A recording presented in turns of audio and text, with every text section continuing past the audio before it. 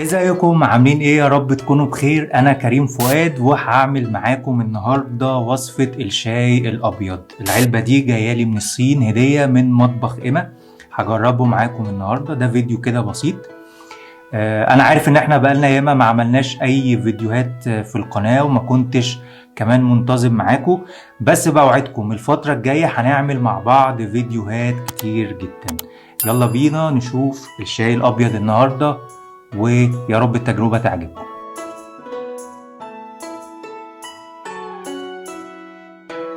يلا نفتح العلبة ونجرب مع بعض الشاي الأبيض.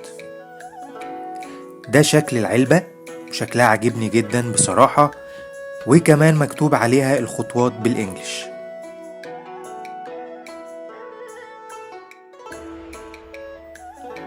هنجهز براد الشاي ويلا نفتح العلبة.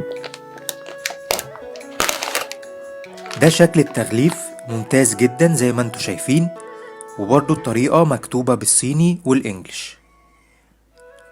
طبعا باين من شكل ولون الشاي قد ايه المنتج ده بريميوم، يعني مش محتاج اوضح لكم اكتر من كده.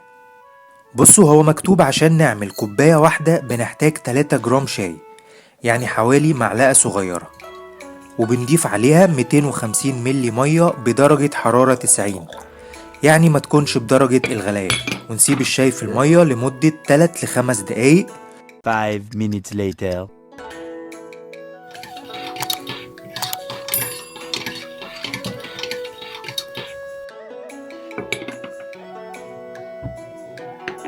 وبعد 5 دقايق هنجهز الكوبايات او الفناجين بتاعتنا.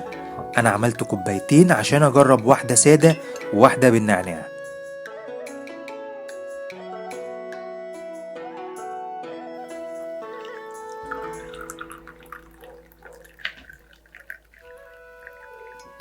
هنقلب الشاي بتاعنا ويلا بينا نجرب.